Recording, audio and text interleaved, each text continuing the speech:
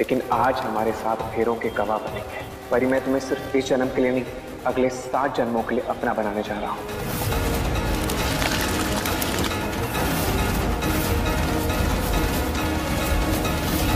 नीति और राजीव का डांस देखकर ना परी को बहुत गुस्सा आ रहा है। मतलब उसको अपने लिए ही बहुत बुरा लग रहा है कि भाई मैंने ये क्या कर दिया और मैंने क्यों हाँ कर दी कि राजीव नीति से शादी कर ले। लेकिन भाई उसको करना ही था ना, क्योंकि वो चाहती थी कि नीति के बच्चे को उसका नाम मिले। हमको ऐसे ही लग रहा है कि ये काम शायद राकेश का किया होगा। नहीं ताई जी, ये काम राकेश का नहीं है, किसी और का है। और मुझसे इतना नफरत करता था कि मेरे साथ साथ मेरे बच्चे को भी मार डालना चाहता था। इन्हें देखो, ये भगवान जी पूरी दुनिया चलाते हैं।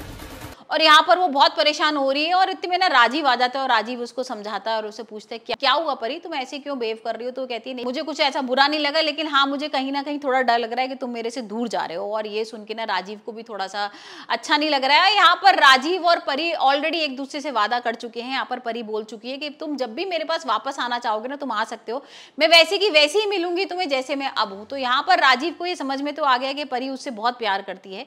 और हमने देखा भी था कि ताई जी मिलकर ना राजीव के प्लान भी कर रहे हैं कि उसको परी को किडनैप कर लें। और यहाँ पर अगर परी को किडनैप कर लेंगे तो परी बोलेगी नहीं शादी करने के लिए नीति से, और शायद नीति से उसको शादी ना करनी पड़े। तो अब देखते हैं आने वाले एपिसोड में क्या वो परी को किडनैप कर पाएगा और क्या ये सारी चीजें हो पाएंगी। वहीं दूसरी तरफ हम देख रहे हैं कि भाई एक लड़की है नेहा, जिसने ना परी को देख लिया था कुएं में गिरते हुए और नीति को देखा था धक्का देते हुए। तो वो आ जाती है उस पार्टी में, उस शादी में। यहाँ पर वो बेबे के सामने बोल भी देती है और बेबे उसको पकड़ के ना कमरे में बंद कर देती है। यहाँ पर नीति भी आ जाती है, नीति भी उसको डराती धमकाती है, क्योंकि नीति को डर लगता है कि भाई ऐसा नहीं हो कहीं ये सारा सच उगल दे सबके सामने और यहाँ पर गड़बड़ हो जाए। लेकिन उसकी जो माँ होती है ना नेहा की, वो उसको ढूंढ रही होती है और वो अचानक से परी से टकरा जाती है और परी से पूछती है कि भाई मेरी बेटी कहाँ है, यहाँ पर मुझे अपनी बेटी ही नहीं पता लग रही है। यहाँ पर परी बोलती है कि मैं देखती हूँ। लेकिन यहाँ पर ना परी को वो सच पता लग जाता है कि जब जो घूंघट वाली लेडी थी ना, हमने देखा था ना घूंघट वाली एक औरत आई थी और परी को मारने की कोशिश की थी, तो वो बता देती है उसको कि भाई जो घूंघट वाली लेडी आई थी ना, वो तो नीति के सामने ही मार रही थी तुम्हें,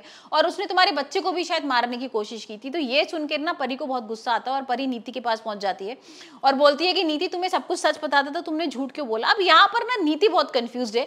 नीति को लग रहा है कि भाई शायद वो ना ये बोल रही है कि मेरी याददाश्त वापस आ गई थी, मैंने ये झूठ बोला है। यहाँ पर वो बोलती थी कि डॉक्टर ने मुझे सब कुछ बता दिया जो जो तुमने मुझसे झूठ बोला है। और यहाँ पर नीति को लगता है कि शायद परी को ना सब कुछ सारी चीजें पता लग गई हैं और अब तो मैं बचने वाली नहीं हूँ। और यहाँ पर नीति बताने को ही होती है कि अरे मैंने तो इसलिए नहीं बोला था कि मैं राजीव को खोना नहीं चाहती थी और सारी चीजें। तो यहाँ पर परी बोलती है अरे मैं ये बोल रही हूँ तुमसे कि तुमने मुझे क्यों नहीं बताया कि वो जो घूंघट वाली लड़की है वो मुझे और मेरे बच्चे दोनों को मारना चाहती थी। तो यहाँ पर नीति थोड़ा रिलैक्स फील करती है। और यहाँ पर जो परी होती है ना, वो पुलिस को बुला लेती है, लेकिन क्योंकि उसको बच्चे को ढूंढना होता है ना कि वो बच्ची किधर है, क्योंकि बच्ची खो गई है।